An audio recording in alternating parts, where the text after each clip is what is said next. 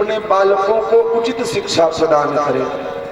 सभी को बिठा करके पूछा, बेटा ये मानव जीवन जो मिला है ये किस लिए मिला है, इसकी श्रेष्ठता किसमें है? किसी पुत्र ने खड़े होकर के बताया अपनी दैनिक दिनचर्या को कि पिताजी जीवन तो इसी के हेतु में मिला है। प्रातः उठे, नित्य क्रिया किया, स्नान किया, संध्या वंदन किया, बाल भोग लिया, अध्ययन करने पाठशाला गए, आए, भोजन किया, विश्राम किया, खेले कूदे, पढ़े, फिर भोजन किए, सो गए। क्या जीवन इसके लिए मिला है? 84 लाख योनियों में ये एक मानव योनि ऐसी है जो देव अनुग्रह करके देते हैं। क्यों? क्योंकि अन्यत्र जो योनियां हैं वो तो भोग के लिए ही बनी है, वो तो वृद्धि करने के हेतु ही बनी है। लेकिन ये एक मानव योनि ही ऐसी है जिसके द्वारा हम मुक्ति मार्ग को प्रशस्त कर सकते हैं। बिठा करके समझाते, नहीं बेटा ये जीवन इसके लिए नहीं मिला है। यदि जीवन की श्रेष्ठता चाहते हो तो क्या करो? तपो दिव्यम पुत्र का येन सत्वम शुद्धेध्यस्मात् ब्रह्म सौख्यम वनंतम। तपो दिव्यम, दिव्य करो, दिव्य तप करो। पुत्र का येन सत्वम, किसका कहे? जो सतत धर्म है। देखिए हमारा भी दो धर्म है, एक लौकिक धर्म है, चाहे पारलौकिक कहें चाहे सतत धर्म कहें। लौकिक धर्म क्या है? इस संसार में आने के बाद जिस प्रकार पिता के द्वारा हम उत्पन्न हुए उसी प्रकार यदि पुरुष हैं पितृ ऋण को उतार सकते हैं तो विवाह करके सुंदर गृहस्थी बसाएं और अपने वंश को आगे बढ़ा करके पितृ ऋण से मुक्त हो। यदि स्त्री रूप में जन्म मिला है तो मातृ ऋण से मुक्त हो, अपने स्तन का पान करा करके मातृ ऋण से मुक्त हो जाए। ये लौकिक धर्म है। सुंदर पुत्र पैदा करें, पत्नी की कामना को पूर्ण करें, 4 मंजिला घर बनवाएं, बेटों को उच्च शिक्षा प्रदान करें, बढ़िया वीआईपी से वीआईपी इनोवा क्रिस्टा खरीद घूमे। ये लौकिक धर्म है, ये भी धर्म है। ये कहीं से भी करें, ये हमारा कर्तव्य है, ये हमारा धर्म है। लेकिन इसके अलावा एक और धर्म है, सतत धर्म, जिसके लिए ये मानव जीवन हमें मिला है, जो देव अनुग्रह करके प्रदान करते हैं। तो ऋषभदेव जी कहते हैं, बेटा ये जो जीवन मिला है ये परमात्मा प्राप्ति हेतु मिला है, और यदि यह चाहते हो तो तप करो। बेटे ने पूछ लिया, पिताजी वो तप हम करेंगे कैसे, उस तप का ज्ञान होगा कैसे? तो अगले श्लोक में उसके विषय में व्याख्या करते हैं। कहते हैं, महत् सेवा द्वार माहुर विमुक्ते तमोद्वारं योषितां संगी संगम। बेटा यदि जीवन का कल्याण चाहते हो तो महत् सेवा, महात्माओं की, संतों की, विद्वानों की सेवा करो, उनका संग करो, सत्संग का सेवन करो। और तमोद्वारम, यदि जीवन को नरक बनाना चाहते हो तो योषिताम संगी संगम, जाकर के चौराहे बाजी करो, शाम होते ही चौराहे में इकट्ठा होकर के दुष्टों का संग करो। तो किसी ने खड़े होकर के पूछ लिया, पिताजी बहुत महात्माओं के विषय में बता रहे हैं, महात्मा है कौन? देखिए दूसरे स्थान पर साधु के लक्षण पूछे जा रहे हैं, महात्मा के लक्षण। भागवत में 3 स्थानों पर महात्मा के लक्षण बताए गए। एक कल के सत्र में बताए जो कपिल भगवान देवहूति मैया को बताते हैं, ये दूसरा स्थान ऋषभदेव जी अपने पुत्रों को बता रहे हैं। कहते हैं, बेटा महांतस्ते समचित्ता प्रशांता विमन्यवः सुहृदः साधवो ये। महांतस्ते, महान जिसका अंतःकरण है, समचित्ता जिसकी समान दृष्टि है। नवयोगेश्वर संवाद में 11 स्कंद में आता है, कहें महाराज मानव का सबसे बड़ा गुण क्या है और सबसे बड़ा अवगुण क्या है? तो कह गुण दोष दृश्य दोष गुणस्तु भय वर्जिता। सबसे बड़ा मानव का गुण तो यही है जो पर व्यक्ति के गुण और अवगुणों का ध्यान दे ही नहीं, और सबसे बड़ा अवगुण तो यही है जो दूसरे के गुणों और अवगुणों को देखता है। अच्छा भैया, गुण देखना कौन सा दोष है? हमारे भैया बड़ी अच्छी संगीत बजाते हैं, हमको बहुत पसंद है, हम कह दे कि बहुत गुणवान है, बहुत अच्छी संगीत, तो इसमें बुराई क्या है? ये तो अच्छाई है। नहीं, ये भी बुराई है। गुण देखेंगे तो होगा क्या? यदि हम किसी के गुणों को देखेंगे तो उसके ऊपर आसक्त हो जाएंगे। अब आसक्ति के फलस्वरूप क्या होगा?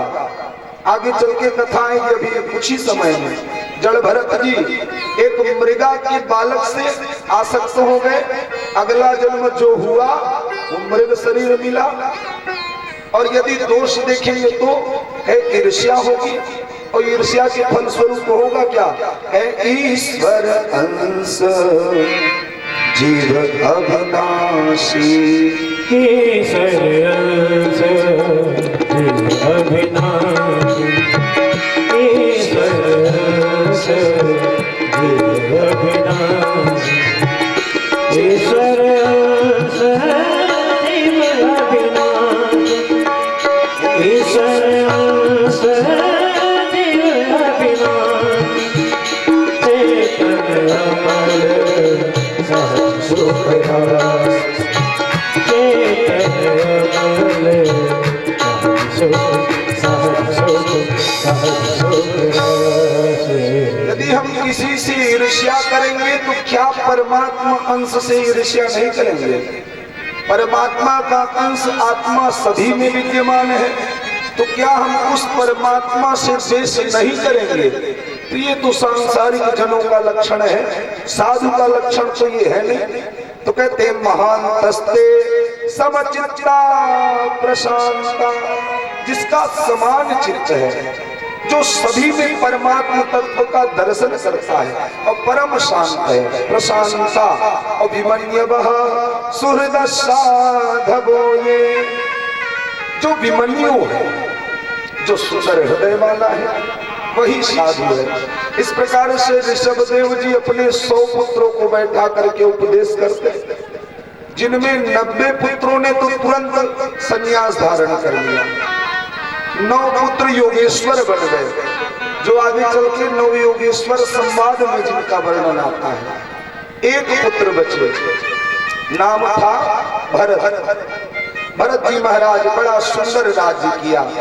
इधर ऋषभदेव जी जीवन का चौथापन आ जाने पर अपने सबसे छोटे पुत्र भरत को राज्याभिषिक्त किया और जंगल में निकल गए भगवान का भजन करने।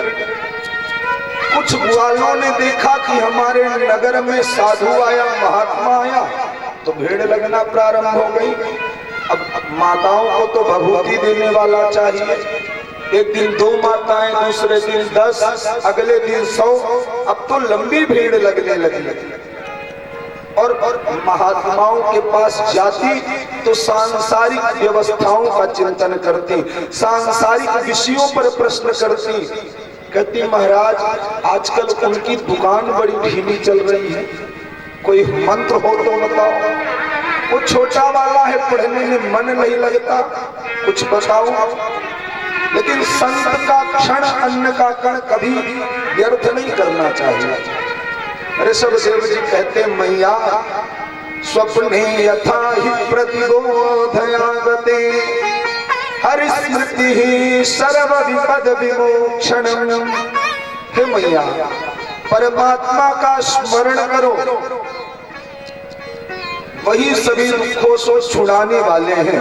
अन्यथा उद्योगिनम पुरुष सिंहमुपैति लक्ष्मी, उद्योगी पुरुष के पास ही लक्ष्मी का आगमन होता है। माताएं नहीं मानती, धीरे धीरे करके लाइन बढ़ने लगी। ऋषभ देव जी ने विचार किया कि मेरे भजन में ये बाधक बनेंगी, इसलिए अवधूत से वृत्ति धारण कर लिया। शौच क्रिया करना बंद कर दिया, स्नान करते नहीं, मैले कुचैले वस्त्र धारण करते, बड़ी बड़ी दाढ़ी मूछ बाल बढ़ाया है। माताओं ने देखा समझा ये तो पागल है। इस प्रकार ऋषभदेव जी ने भागवत के 10वें स्कंद का पाठ करते हुए भगवत प्राप्ति करी। इधर भरत जी ने अपने पिता के बताए हुए उपदेशों का पालन किया। चौथापन आते ही अपने बड़े पुत्र सुमति को राज्याभिषेक किया और राज्याभिषेक करके स्वयं निकल पड़े जंगल की ओर। वन में गए और वन में जाकर के भगवान का भजन किया। एक माता जी ने कहा महाराज बहुत अच्छी बात है, उस समय कुछ और था, पहले वन में खूब फल फूल मिलते थे, अब आज के समय में कहीं वन चले जाए तो भूखों मर जाएंगे।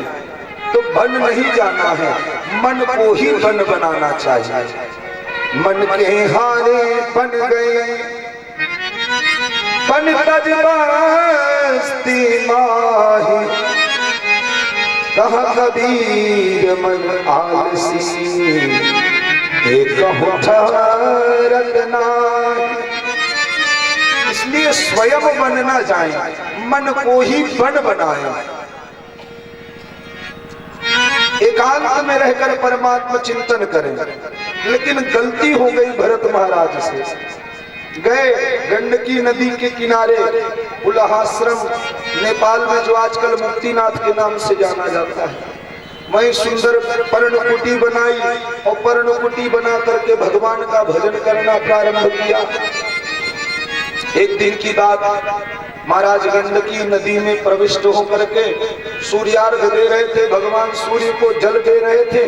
तभी देखते हैं एक पिपासा हरिणी जो नदी के दूसरे छोर में आई है, गर्भस्थ है, गर्भ से है, और जैसे ही जल में मुख को लगाया वैसे ही पीछे से सिंह की गर्जना हुई। अब हरिणी भीरू हृदय वाली डर गई और नदी के एक छोर से दूसरे छोर की ओर छलांग लगा दिया। नदी के मध्य ही गर्भस्राव हो गया, दूसरी ओर जाकर के प्राणांत कर दिया। देख करके भरत महाराज को दया आ गई। भरत जी ने उसे बाहर निकाला, ला करके सुंदर पोंछा, पोंछ करके उसे दूर्वांकुर, दूर्वा का अंकुरित जो पत्र होता उसे तोड़ तोड़ करके लाते, उसे खिलाते। यहाँ तक तो ठीक था, क्योंकि साधु का हृदय दयावान होना चाहिए, कारुणिका करुणावान होना चाहिए। करुणा करना साधु का लक्षण है।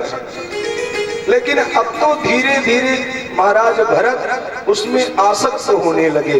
जो माला 100 थी वो धीरे धीरे करके 10 ही बची है, और उस 10 माला में भी यदि उस मृग साव पीछे से आकर के चाटने लगता तो माला छोड़ करके बैठ जाते और उस मृगा के बालक को गोद में बिठा लेते। मन में विचार करते मुझे अपना पिता समझता है और उसे लाड लड़ाते। धीरे धीरे करके समय व्यतीत हुआ। एक दिन मृग का बालक जंगल की ओर निकल गया, महाराज उसके चिंतन में प्राणांत कर दिया। अब कहते हैं अंते मति सागति, अंत में मरते हुए जिसका चिंतन किया गति भी उसी की मिलनी है। उस मृगा का चिंतन किया जिसके फल स्वरूप अगला जन्म जो हुआ वो भी मृगा का हुआ। लेकिन ना भुक्तम क्षीयते कर्मा जन्म कोटि सतैरपि अवश्यमेव भोक्तव्यम कृतं कर्म शुभाशुभम। ये कर्म का कुत्ता ऐसा है जो करोड़ों की भीड़ में भी आपको सूंघ करके आपके पास पहुंच जाएगा। हाँ, ये विषय अलग है कि किए हुए कर्मों का भोग इसी जन्म में करना है या 100 जन्मों के बाद, लेकिन भोगना सभी को है। लेकिन और एक विशेषता देखिए, कृतम कर्म शुभा शुभम, चाहे वो शुभ कर्म हो या अशुभ कर्म, दोनों ही फलीभूत होते हैं। चिंतन किया मृगा का तो शरीर मिला मृग का, लेकिन पूर्व जन्म में भगवान का भी चिंतन किया, जिसके फल स्वरूप पूर्व जन्म का संपूर्ण वृत्तांत याद है। इसलिए महाराज उस मृगा के शरीर में भी भगवत भजन करना नहीं छोड़ा। एक दिन जंगल में आग लगी, मन में विचार किया, खाया इस जंगल का, सो उसी जंगल में जल करके अपना प्राणांत कर दिया। अगला जन्म जो हुआ वो एक कान्यकुब्ज ब्राह्मण के घर हुआ। जो पिताश्री हैं उनके पास द्वितीय सूर्य के समान तेज है, वेदवादी हैं। पिताजी यजमानी कर्म करते हैं, कथा भागवत विवाह इत्यादि करते हैं, और उन पंडित जी के द्वारा 10 पुत्रों की प्राप्ति हुई, जिनमें सबसे छोटे पुत्र जड़ भरत हुए। सभी पुत्रों को बैठा करके अपनी विद्या प्रदान करी। बाकी 9 पुत्रों ने सुंदर विद्या अध्ययन किया, जिसके फल स्वरूप आजकल तो ये बड़ी विडंबना है महाराज जो कमाता है उसी का बाजा बजता है। 9 पुत्र बढ़िया योग्य तैयार हुए, पिता के दिए हुए विद्या को ग्रहण किया, सो 9 पुत्रों की शादी हो गई। लेकिन जड़ भरत महाराज पिताजी पढ़ाते पढ़ाते मर गए, लेकिन ये गायत्री मंत्र न याद किए, सो इनका विवाह भी नहीं हुआ। अब माता पिता के देहांत होने के बाद घर में भाभियों का साम्राज्य। भाभियां क्या करती, पहले बना बना करके अपने स्वामियों को पवाती, उसके बाद स्वयं पाती, फिर और जो दोनों लोग के पाने से जो बचता वो जड़ भरत के सामने जाता। लेकिन फिर भी परम हृष्ट पुष्ट बलिष्ठ, किस बात की चिंता, हमें चिंता नहीं उनकी, उन्हें चिंता हमारी। महाराज कोई चिंता नहीं है, सब परमात्मा की कृपा है। खूब प्रेम से खाते। भाइयों ने देखा काम का न काज का, दुश्मन नाच का, करता तो कुछ है नहीं, भोजन सबसे ज्यादा लेता है। सोई भेज दिया, जाओ भैया जाकर के खेत की रखवाली करो। वहां भी गए तो सकल भूमि गोपाल की, सब ठाकुर जी का है, और चारों तरफ से बुला बुला करके पशु पक्षियों को खेत में लगाने लगे। भाइयों ने देखा ये तो खेती भी गड़बड़ कर देगा, भाइयों ने घर से निकाल दिया। फिर भी कोई चिंता नहीं, निकल पड़े। जिस गांव से निकलते वहां के बालक देखते तो पागल बाबा आया करके पीछे पड़ जाते, फिर भी कोई चिंता नहीं। जंगल की ओर निकल गए। एक दुष्टों का सरदार है, जिसने काली मैया से याचना की थी कि मैया यदि मेरे घर संतति हुई तो मैं आपको नरबलि प्रदान करूंगा। माता की कृपा हुई, उसके घर संतान हुई। नरबलि देने के लिए पुरुष को लाया गया, खूब खिलाया पिलाया, और जैसे ही उस पुरुष को पता चला कि अभी कुछ ही देर में बलि चढ़ने वाली है, वो तो 9-2-11 हो गया। अब दूतों ने विचार किया कि यदि महाराज को पता चला कि नरबलि वाला पुरुष भाग गया तो महाराज दंडित करेंगे, शीघ्र ही किसी पुरुष की व्यवस्था करनी पड़ेगी। सुई दौड़ करके गए, जंगल में जा करके देखा और कोई तो मिला नहीं, यही महाराज मिल गए। देख करके दूत सब प्रसन्न हो गए कि यदि सरदार ने देखा कितना बढ़िया नरबलि है, हृष्ट पुष्ट बलिष्ठ, तो सरदार हमें जरूर कुछ न कुछ इनाम देंगे, इसी को ले चलते हैं। ले आया, खूब खिलाए पिलाए, नरबलि के लिए इनका पूजन किया, माला पहनाया, और जैसे ही इनके सर को झुका करके इनका गला काटने की तैयारी की, माता भद्रकाली ने विचार किया कहीं निरपराध ब्राह्मण की हत्या न हो जाए। सो माता भद्रकाली बड़ी वेग से उस मूर्ति को फाड़ करके प्रकट हो गई, और प्रकट हो करके अपना खड्ग निकाला और सारे दुष्टों का वध किया, और उनके गरम गरम रक्त का पान किया। सहसो चचाट सैव देवी भद्रकाली, देवी भद्रकाली प्रकट हो गई और उन दुष्टों का वध किया, गरम गरम रक्त का पान किया, इन्हें मुक्त किया। ये महाराज फिर से अपनी धुन में निकल पड़े। तनिक आगे जाते हैं तो महाराज रहुगण जो पालकी में सवार होकर के कपिल आश्रम जा रहे थे विद्या अध्ययन के लिए। पालकी के 4 कहारों में एक कहार तनिक अस्वस्थ हो गया, पालकी रख दी गई। रघुगण ने पूछा, भाई क्या बात है, पालकी क्यों रख दी गई? कहार ने कहा, महाराज एक व्यक्ति अस्वस्थ हो गया है जिसके कारण पालकी आगे नहीं लेकर के जा सकते।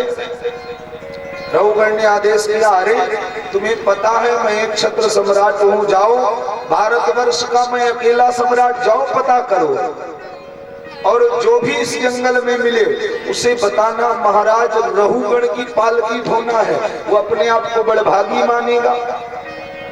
कहार गए और किसी को तो पाया नहीं, जड़ भरत जी मिल गए। देख करके कहार भी मन ही मन प्रसन्न हो गए, बड़ा अच्छा है, खूब हृष्ट पुष्ट बलिष्ठ है, इसी को आगे लगा देंगे, पूरा भार इसी के ऊपर रहेगा और प्रेम से पीछे पीछे चलेंगे। लेकिन जड़ भरत को फिर भी कोई चिंता नहीं। ले गए, पालकी में जोत दिया, पालकी को अपने कंधे में रख करके निकल पड़े। लेकिन मार्ग में देखते जा रहे हैं कहीं किसी भी प्रकार से मुझसे कोई पाप कर्म न हो जाए, किसी निरपराध जीव की हत्या न हो जाए। कहीं चींटी दिखती, कहीं चींटे दिखते तो उछल जाते महाराज। रघुगण क्रोधित तो होता। अब हम लोग के समय में तो पालकी उलकी समय ही चला गया। पहले पुरनिया बाबूजी लोग पालकी में बैठ के बारात जाए, दूल्हे को पालकी में ले जाया जाता। अब पालकी की दशा तो वही जाने। रघुगण के सर में जब लगा तो रघुगण चिल्लाया, अरे किस प्रकार से ले चल रहे हो? कहारों ने कहा, महाराज ये हमारा दोष नहीं है, सांसर्गिको दोष मेघ एव नून में कश्यापि सर्वे नाम जनानाम। महाराज दोष तो किसी एक में होता है, लेकिन नाम तो सबका खराब होता है। एक मछली पूरे तालाब को गंदा कर देती है। महाराज ये तो सांसर्गिक दोष है जो आगे वाले में है और जिसके कारण ऐसा हो रहा है। रघुगण ने कहा, कोई बात नहीं, लेकिन पालकी ठीक से लेकर के चलो। पुनः पालकी को कंधे पर रख करके निकल पड़े। पुनः वही वृत्तांत किया गया, फिर से कूदे, फिर रघुगण के मस्तक पर लगा। अब की बार पालकी रख दी गई, रघुगण उतरे। रघुगण उतर करके देखते हैं, अरे तुम तो देखने में बड़े दुर्बल प्रतीत होते हो, बड़े दुबले पतले दिख रहे हो। मुझे तो ऐसा प्रतीत होता है कि तुम्हारी चिकित्सा करनी पड़ेगी। प्रमत्तस्य चते करोमि चिकित्साम दंड पाणिनिव। क्या मुझे तुम्हारी चिकित्सा करनी पड़ेगी? आज रघुगण से सहन ना हुआ। जो रघुगण पिता के पढ़ाने के बाद भी मुख से एक मंत्र का उच्चारण न किया, आज वह रघुगण बोल पड़ते हैं। कहते हैं, अरे राजन तुम किसके चिकित्सा की बात करते हो? स्थौल्यं कारस्यं व्याधय आधयश्च क्षुद्रभ्यां कलिरिक्षा जरा च निद्रारतिर्मन्युरहं मदशुचो देहेन जातास्य हि न सन्ति। अरे राजा तुम किसके चिकित्सा की बात करते हो? स्थौल्यम कारुष्यम व्याधयाधयश्च। शरीर का मोटा होना, पतला होना, लंबा होना, बौना होना, छोटा होना, बड़ा होना, आदि व्याधियों का लगना। राजा यह तो शरीर धर्मा है। राजा यह मेरे गुण तो है नहीं, यह तो शरीर धर्मा है। और जो शरीर है वह मैं हूं नहीं, और जो मैं हूं उसका चिकित्सा किया जा नहीं सकता। फिर तुम किसके चिकित्सा की बात करते हो? राजा निद्रा रतिर्मन्युरहं मदशुचो। निद्रा का आना, भूख का लगना, यह प्रत्येक जो व्यवस्थाएं हैं यह तो शरीर धर्मा है। और तुम किसके चिकित्सा की बात करते हो? राजा सुन करके रघुगण की आंख खुल गई। रघुगण ने कहा, महाराज आप कौन हैं? कस्तं निगूढ़श्चरसि सृजानां बिभर्षि सूत्रं कतमो वधूतः कस्यासि पुत्रात्यैहापि कस्मात् क्षेमायनस्येदशिनोत शुक्लः। हे महाराज, आप कौन हैं और इस निगूढ़ जंगल में अवधूत सी वृत्ति बना करके कहाँ निकल पड़े हैं? आपके ये शरीर में जो सूत्र पड़ा हुआ है, इसे देख करके तो प्रतीत होता है आप द्विज हैं। आप कहां से पधारे हैं, कहां को जा रहे हैं? कृपा करके अपने विषय में बताएं। जानते हैं ना हम विशंके सूर्यराजवज्र न तक्षशूलान्नयमास्य दंडा।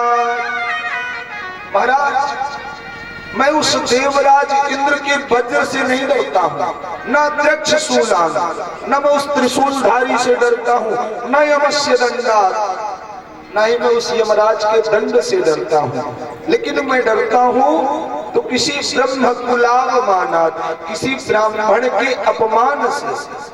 कृपा करके अपने विषय में बताएं, मैं जानना चाहता हूँ। बड़ा हंसे जड़ भरत जी।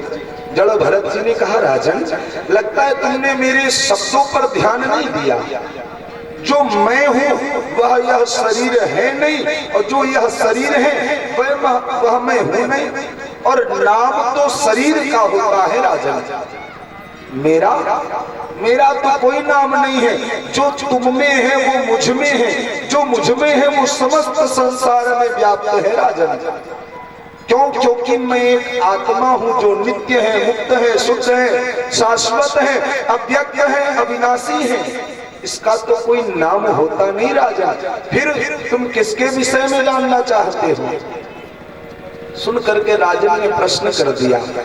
महाराज ठीक है, मैं आपकी बातों पर भरोसा करता हूँ कि आप जो हैं वह यह शरीर है नहीं, लेकिन एक मेरा छोटा सा प्रश्न है, उस प्रश्न का उत्तर दें।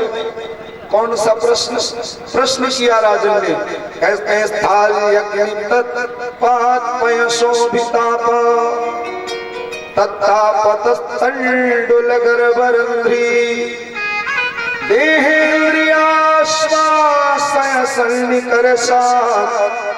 तत्संसृति पुरुषस्यानुरोधात्। हे महाराज, मैं अनुरोध करता हूँ, मेरा एक प्रश्न है। क्या कहें? जिस प्रकार से खीर बनानी है तो खीर बनाने के लिए क्या करना पड़ेगा? एक चूल्हे को जलाना पड़ेगा, भगोना लेंगे, भगोने में दूध डालेंगे, जब दूध गर्म हो जाएगा तो चावल डालेंगे। अब देखिए, भगोने उस अग्नि के ताप से भगोना तपा और भगोने के ताप से दूध तपा और दूध के ताप से चावल तपा और बन करके खीर तैयार हो गई। ठीक उसी प्रकार तो हमारी यह शरीर भी है। इस शरीर में यदि छोटा सा कांटा भी लग जाता है तो हमारे नेत्रों से अश्रुपात होने लगता है। शरीर में चोट लगी, शरीर ने जाकर के तुरंत मन को बताया और मन ने तुरंत नेत्र को आदेशित किया, जिससे जल बहना प्रारंभ हो गया और उसका जो कष्ट है वह हमें प्रतीत होता है। यह ठीक उसी प्रकार यह शरीर का ही तो धर्म है ना। यह शरीर धर्म के ही गुण और अवगुण बता रहे हैं ना। सुन करके रघुगण बड़े प्रसन्न हुए। रघुगण ने कहा, राजन, बातें तो बड़ी अच्छी करते हो विद्वानों से, लेकिन तुम्हारी बातें मूर्खता पूर्ण होती हैं। क्यों?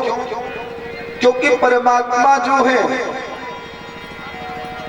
परमात्मा की समानता इस शरीर से करते हो, ये सुन करके मुझे बड़ी प्रसन्नता है। तुमने चावल का उदाहरण दिया, तुमने एक परमात्मा के एक अवयव तत्व का सावयव तत्व से मिलान किया। जैसे हमारे गांव में बहुत दिन से बारिश नहीं हो रही थी, अब हम सुन रहे हैं कि दिल्ली में बहुत बारिश होती है और प्रयाग से दिल्ली के लिए इस समय बड़ा सुगम व्यवस्था हो गई है हवाई यान की। क्यों न ऐसा किया जाए कि हवाई यान में बैठे और जाकर के उधर से थोड़ा से आकाश मंडल पकड़ करके ले आए और अपने गांव में एकत्र करके वर्षा करवा ले। क्या ऐसा संभव है? ये संभव नहीं है ना। ठीक उसी प्रकार शरीर धर्मा को परमात्मा तत्व से समानता करना ठीक उसी प्रकार है। राजन, तुम एक अवयव को सावयव पदार्थ से समानता कर रहे हो, ये नहीं हो सकता। क्यों? क्योंकि ईश्वर तो शुद्ध है, मुक्त है, शाश्वत है। स्वच्छंद गति ईश्वर कर्तुम अकर्तुम अन्यथा कर्तुम समर्थ ईश्वर। ईश्वर कौन है? कह बिनु पग चलाए सुनाई बिनु काना, बिनु पग चलाए सुनाई बिनु काना, बिनु पग चलाए सुनाई बिनु काना, बिनु पग चलाए सुनाई बिनु काना। कर बिन कर्म करे विधि नाना, कर बिन कर्म करे विधि नाना, कर बिन कर्म करे विधि नाना। ईश्वर कौन है? कहे जो ना करते हुए भी सब कुछ कर रहा है और सब कुछ करते हुए भी कुछ नहीं करता।